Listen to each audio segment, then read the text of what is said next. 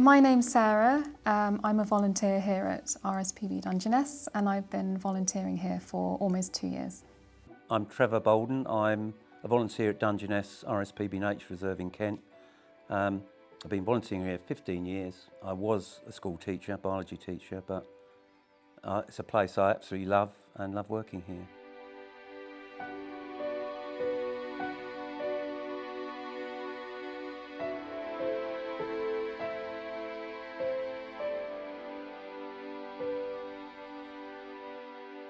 So I do 2 different roles at Dungeness. My first role is working in the visitor centre as a meet and greet volunteer. So what that involves is welcoming visitors as they come into the visitor centre. I ask them about what they're doing at the reserve. Are they taking a long walk? Are they doing some bird watching? What does my day involve? It could involve anything, but often it's quite, not say hard labour, but it's quite a lot of activities. Depends on the winter or summer we're working. So in the winter we do a lot of willow clearance to maintain the reed beds, to keep the reed beds open for a lot of the breeding birds like bittern and bearded tit and marsh harriers and so on, which need the reed beds. So we have to control the willow, so that's a big job in the winter. My second role is actually working out on the reserve with the practical reserve team. So I do that once or twice a week, and that involves all sorts of different activities. The purpose of that role is really supporting the team who work here with maintaining the reserve and making sure that we're managing all of our habitats and supporting the birds and the other wildlife on the reserve. And I've been put on quite a lot of courses here, which is brilliant. So I've done a boat course, which means I can use the big boat and we can go out to the islands. So we have a lot of fun here as well, because things do go wrong quite often.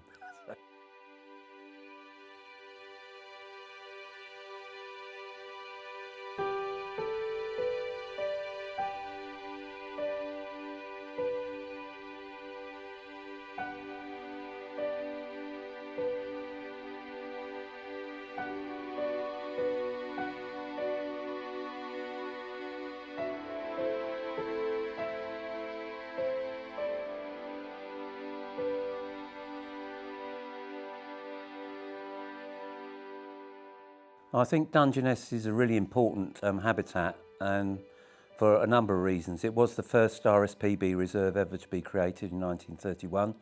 It's got a vast shingle promontory, which is the second biggest in the world. I think there's another one slightly bigger in Japan. But not only is the shingle promontory, you've got large areas of lakes which are from gravel extraction, which are now being turned back to nature. Because it's a protected shingle area, and a lot of the work we do is maintaining that shingle as it is, it's actually a perfect habitat for lots of different species, including invertebrates. So it's the third most important area in the UK for those species. Also, we have a lot of insects here, so lots of dragonflies and obviously birds. It's an important area for birds as well. But I think the unique sort of landscape and the flora and fauna that we have here makes it particularly different and important, I would say. Overall, the number of species here is amazing. I mean, I think there's something like 300 and something species that are actually rare in the UK, which is really important. And there are 3 red-listed species worldwide that are here. So I'm not just talking about rarity in the UK, but rarity internationally. Some of the ways that we manage and protect wildlife and the habitats at the reserve are, we do lots of work clearing the whole reserve. So that involves cutting down and clearing away particular species. For example, we've got certain species of willow here, which are very invasive. So you find them in a lot of the reed beds around the reserve. And what that species does is it can kind of choke the areas where some of the birds that we want to protect build their nests.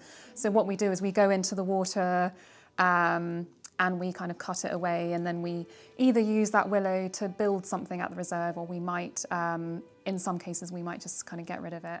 We try and protect the habitats and protect the wildlife on the reserve by a number of things. We had to actively manage the habitats because it's like a mosaic of different habitats, from willow, scrub, bramble, open shingle, lakes and small pits, which we call open pits, which have formed between the shingle ridges over 100 or 1,000 odd years that the shingle has been laid down.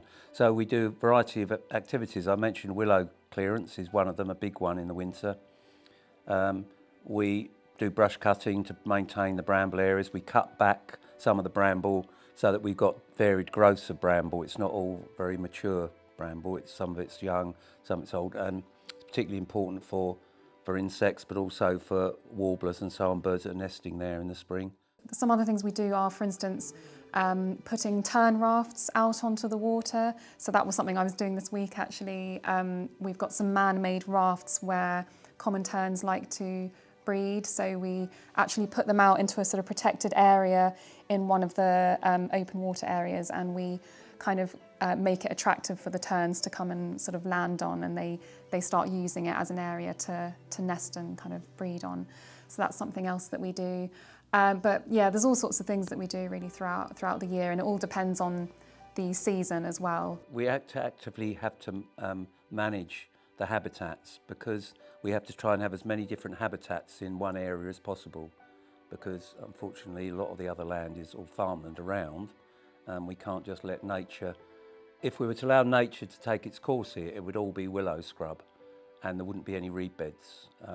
So it's really important that we maintain the reed beds, especially for bittern, which is made a real comeback in the last 50, 60 years, with about 280 booming males now across the country. When I was growing up, in about 1970, I think we had one booming male in the whole of Kent. So the reed beds are critically important, so we have to keep the areas open. Great crested newts as well, which is a very important species here, again a nationally rare species. They like open water, so we have to cut the willow back around their ponds, their breeding ponds, so that they're not too shaded, because they don't like a lot of shade. So we're constantly doing that, yeah. So there's a lot of different activities we do.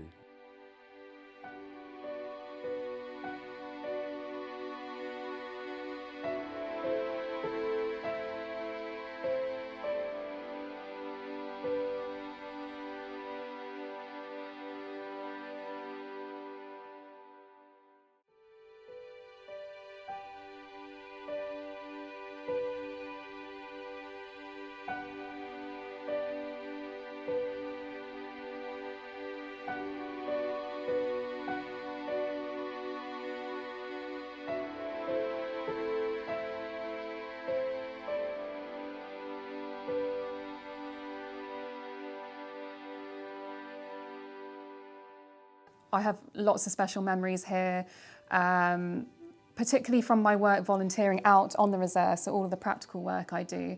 And I would say that what makes those moments memorable is probably a combination of, you know, the environment and the place that we're working in, but also just the people, because we've got so many great volunteers here. They've all got similar interests, so we're all interested in protecting the wildlife and the environment.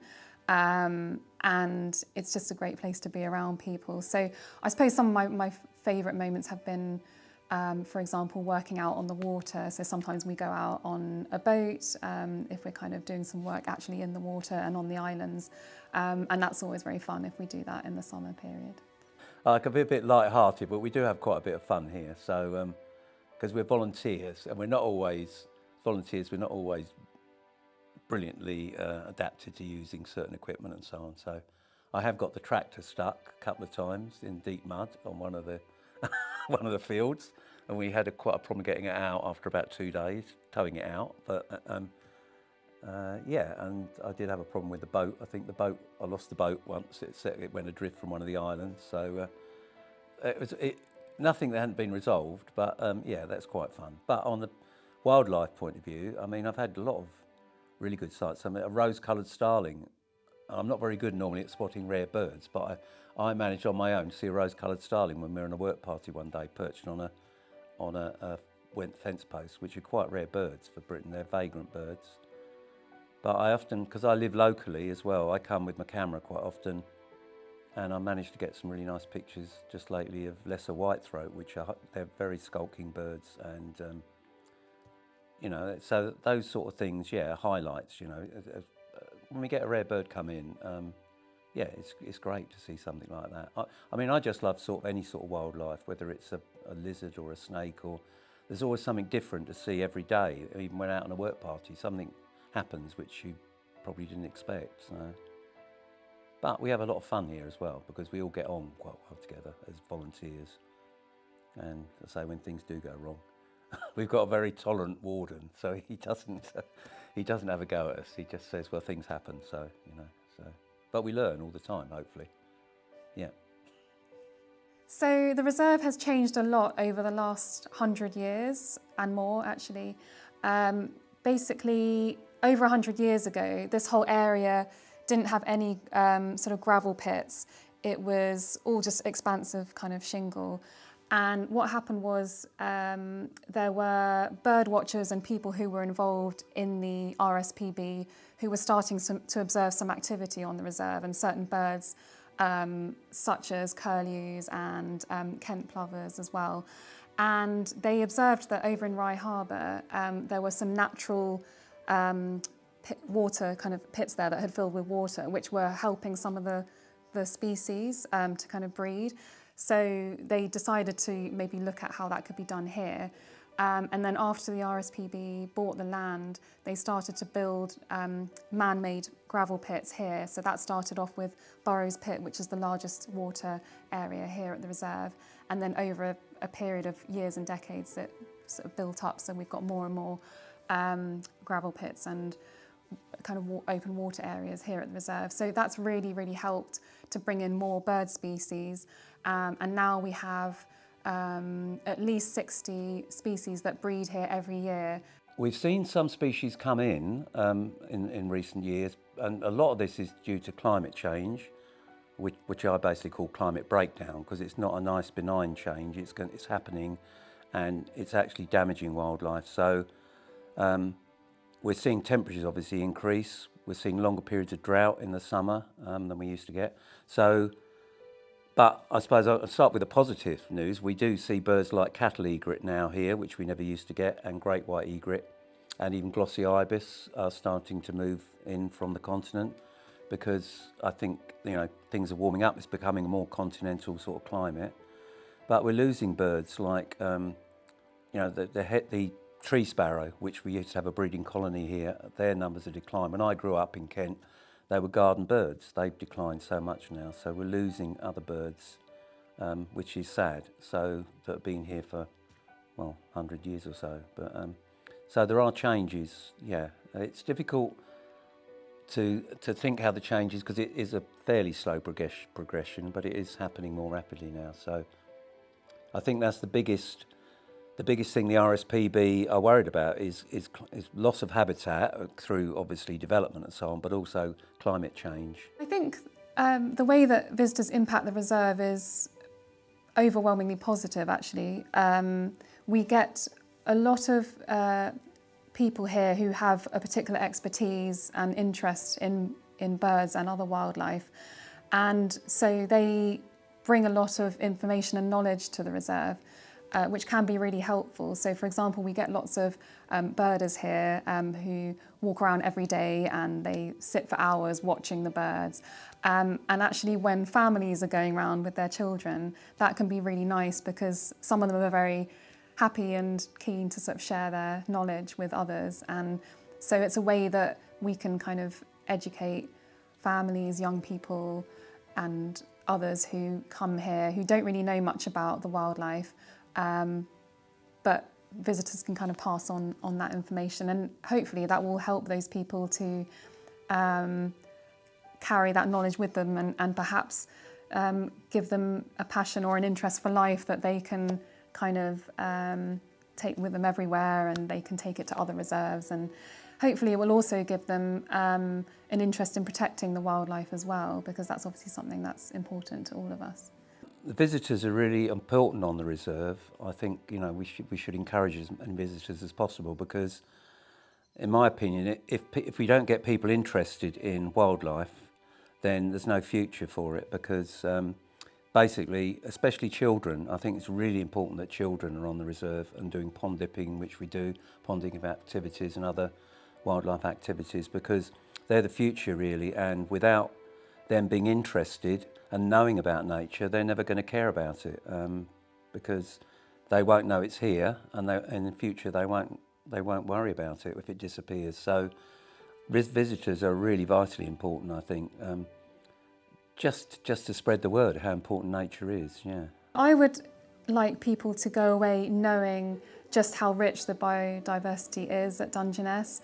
There are so many species here. We have literally thousands and thousands of insects. You can spot more types of dragonflies here than any other part of the UK. We have so many birds here, you know, around 200 to 300 spotted here every year. So I would love for people to come here and just know how rich it is in that respect, and hopefully to be able to take away a lifelong interest in nature if they didn't have one before. I like people to take away, if they visited Dungeness, a real love of nature, really, I think, and appreciation of nature in our country and how important it is, really, for our well-being and sort of mental health to some extent, because we do actually get groups now, and we had this last year, we had a young lady who was employed to get very diverse groups of visitors in, from carers to people with disabilities to people with mental health problems. And being out in nature, it's been proven now, in green spaces, helps people's health, basically. So, and I hope people would take away a real love of nature and just how wonderful things still are, and you know, how much we've got to save and how much we need to protect it. I think that nature has been under threat for some time in the UK, so it is a worrying time for nature. However, I do think that we're doing a lot of great work to improve the state of nature in the UK. I think part of that has been through education. We're doing a lot more to educate both adults and children and young people about how important nature is and how we need to do a lot more to protect nature for the future. But also it's just through the work we're doing through nature reserves like RSPB Dungeness. We're doing such fantastic work here. It's such an amazing place to come and visit, that I think the more people who can come here and experience the nature for themselves and just sort of see how important the habitats are here, how important these places are for protecting birds and other wildlife, I think the more those people can take that away and sort of maintain a passion for supporting nature. So I think if we all do our bit, we can kind of instill that as a value in younger generations. The future of nature in the UK, I have to try and be optimistic. I wouldn't be here working as a volunteer if I wasn't, I suppose, but I am very concerned about it, and so are so many people. I mean, I think there was a poll recently, 83% of the British population are very concerned about the state of nature now and the environment. So I am concerned because there's been such a decline in species in the last 100 years or so. I mean, just some examples that we've lost about 73 million birds, individual birds, since the 1970s, which is really terrifying. Some species are almost on the verge of extinction in this country, which I think is tragic. You know, the turtle dove, which is the bird, you know, in the Christmas rhyme or whatever, isn't it? I mean, turtle dove is on the verge of extinction, 97% decline, which is appalling. I mean, you can still hear them in Kent. Kent is still a stronghold for them, but they are seriously, we're seriously worried about them. Nightingales, which are my favourite bird, I mean, their song is incredible. And my grandfather would have heard them anywhere in Kent. Now their numbers have gone down, 90-odd% decline. Tree sparrow, 93% decline. Birds that were once fairly common are declining. I mean, I heard a statistic the other day that about birds. There were, in 1996, the RSPB came up with a red list of birds, which red list means they're endangered. They had 36 species on that red list in 1996.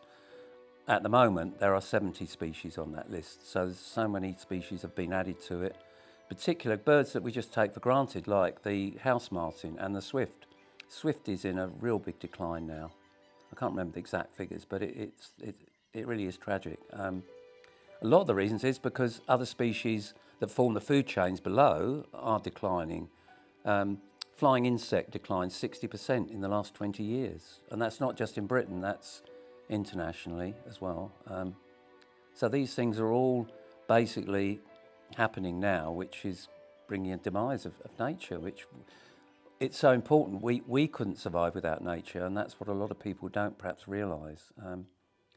So it's really important. And this country in particular, I think we're in the bottom 10% of biodiversity in all the countries that have been studied in the world. So that's something like about 287 countries. We are in the bottom 10% for biodiversity, for variety of nature, which is appalling, really. Our government has promised to protect nature on land and at sea by 30% in our country by 2030, and I can't see how they're going to achieve that at the moment. But we have to keep trying and have to keep lobbying and have to keep doing what we are to try and... I could probably give you a lot more statistics, but I'm not sure off the top of my head I can remember, but we have to be optimistic as well. There are some species that are increasing, but on the whole the trend is downwards, and we've got to protect what we have left in this country now, because I mean nature reserves are little jewels basically of wildlife. And yeah, I could go on for a long time about this, but I think what upset me the most just recently was the moonshot, the last moonshot, and they looked back at the Earth, and I don't remember one of those astronauts saying, oh, they said how beautiful it was, but not one of those astronauts said how much we have to protect this beautiful jewel of a planet in space, and they were going up to look at a dead lump of rock orbiting the Earth, and I just found that so... I wasn't inspired by that moonshot. Until we can learn to look after our own planet and our own home, because it's the only home all of us will have, then I don't think things will get worse, I think.